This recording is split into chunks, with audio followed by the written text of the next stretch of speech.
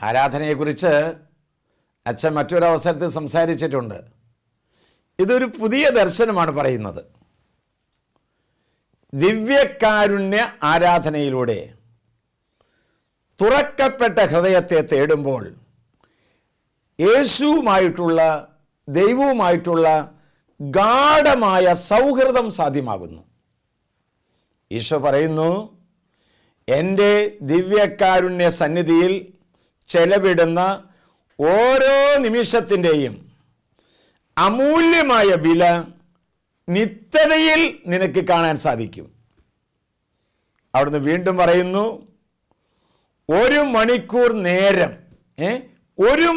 നേരം എന്നെ ആരാധിക്കുമ്പോൾ 100 ദിവസത്തെ മുടങ്ങാതെയുള്ള പ്രസംഗത്തെക്കാളും അപ്പസ്തോലിക പ്രവർത്തനത്തെക്കാളും നന്മ നിനക്ക് ചെയ്യാനാകും.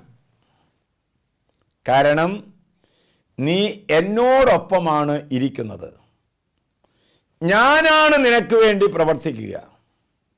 എൻ്റെ മുന്നിൽ ചെലവാക്കപ്പെടുന്ന സമയം നഷ്ടമല്ല, അത് ലാഭമാണ്. ആ സമയം നിനക്ക് ഇരട്ടിയായി നൽകപ്പെടും. നിന്റെ പരിമിതമായ ശക്തി എന്നിൽ നിന്നും പുറപ്പെടുന്ന ശക്തിയുമായി വലുതാകുകയും നീ അതുവഴിയായി വൻ കാര്യങ്ങൾ ചെയ്യുവാൻ സാധിക്കുകയും ചെയ്യുന്നു.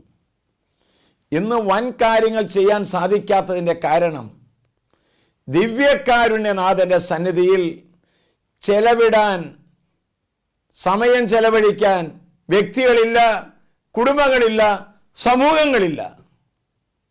ആരാധനയുടെ മൂല്യം നീ ഒന്ന് തിരിച്ചറിയാമോ? നമ്മുടെ കർത്താവ് ഈശോ മിശിഹായുടെ കൃപയും പിതാവായ ദൈവത്തിൻ്റെ സ്നേഹവും പരിശുദ്ധാത്മാവിൻ്റെ സഹവാസവും പരിമളവും നാം എല്ലാവരോടും കൂടി ഉണ്ടായിരിക്കട്ടെ, ഇപ്പോഴും എപ്പോഴും എന്നേക്കും. ആമേൻ.